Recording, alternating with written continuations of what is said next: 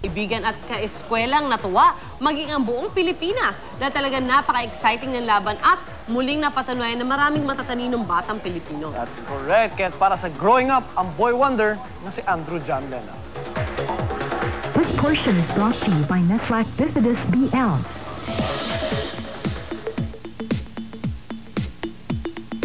The Grand Championship for the Digital LG Quiz second season, none other than Manila Science High School's Drew.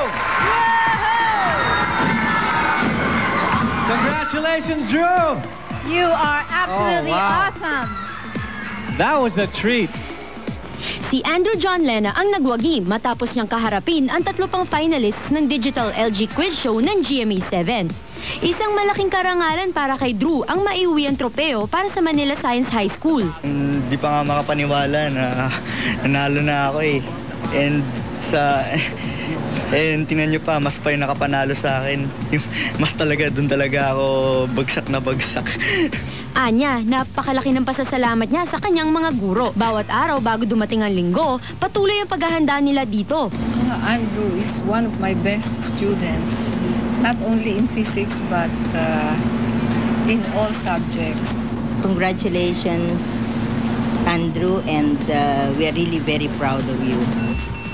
Nalampasan niya ang nerbyo sa pagharap sa mga kalaban, lalo na't nariyan ang mga nag-cheer niyang mga kaklase at guro. Keep studying, stay in school, and wag tamarin kasi hindi, at saka magbasa, basta kumuha kayo ng kahit anumang anything worth knowing. Nakalipas na naman ang isang championship ng Digital LG Quiz Show. Asahan niyong magkakaroon pa nito sa susunod na taon. Siguradong excitement at challenge na naman ito para sa mga nasa paaralan. Congratulations, Andrew! We knew you could do it. You're #1. Ang galing-galing mo! This portion was brought to you by Neslac Bifidus BL. At ito po, kasama natin in the studio, si Drew. Congrats! Congratulations, Drew. At magandang umaga. Alam ko hindi ka ganito kaaga normally gumigising. Kaya mamaya, mga guro ni Andrew, pag natutulog siya sa last period, kasalanan namin sorry hindi po, niya kasalanan. Pero ang tanong ko kay Drew, kasi mahaba-haba yung proseso bago siya nakaabot dito at final and only winner siya. Paano ka naghanda para sa contest? Basa-basa kahit ano, mga magazines. And nanonood din ng mga TV shows and keep on reading anything. Anything worth knowing.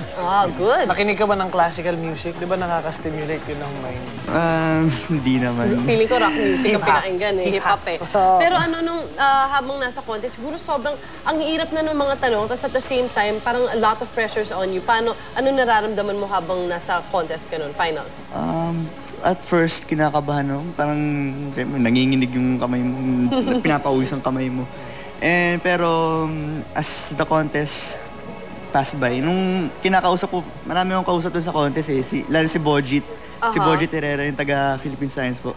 Yung habang kinakausap ko po siya, parang nare-release mo yung tension ko, parang nawawala na yung kaba ko.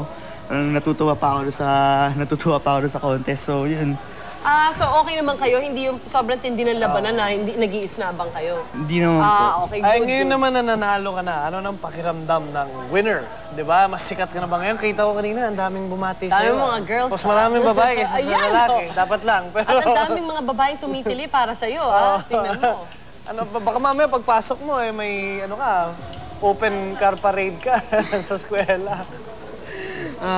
Siyempre, natutuwa naman. And nung nanalo na ako sa contest, hindi pa ako makapaniwala eh. I was stunned. Stunned pa ako. Ngayon, okay na rin. Try to live with the fact na ikaw na yung panalo, sikat ka na, ganun. Sikat na siya. Samantalang tawagin naman natin ngayon ang dalawa mong coach at ang iyong nanay. Ang iyong butihing ina. Good morning po. Good morning po. Ito po ang backup team, support team ni Andrew. Ano pong pangalan nila? Dito po. Leticia Concepcion ho. Emilia Gaspar. Ano pangalan nun ni Mami? I'm Nanette. ulit, Andrew's mom. Yeah, hi, Nonong. Magandang umaga ho. I'm sure you're very proud of your son. Yes, of course, I'm very proud. Okay. Saka, tuwa talaga siyempre sa achievement ng anak ko. At ang tanong ko naman sa mga coach, paano nyo tinulungan si Drew na maghanda para sa contest na to? Gusto naming malaman nyo na hindi kami basta namimili ng bata. Dinaan namin sa elimination. At si Drew ang pinakamataas ang nakuha. Ba, so, simula sa inyo palang may elimination na, tapos pagdating mo sa contest, may elimination pa rin. Pero ikaw pa rin ang nagwagi So, pala. rigorous pala ang training process ni Drew. Sabi ni Drew po, medyo mahina po siya sa math. Paano niyo po na-address yung problema na yun? Mahina siya sa math, pero pagdating sa practical side ng math, maano siya, marunong siya. And that's what's right. important.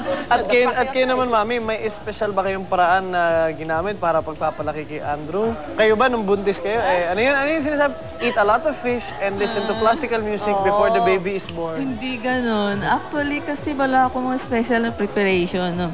Binuntis ko siya at saka pagpalaki sa kanya. Talagang sinasabi na talagang gifted siguro. Talagang special child.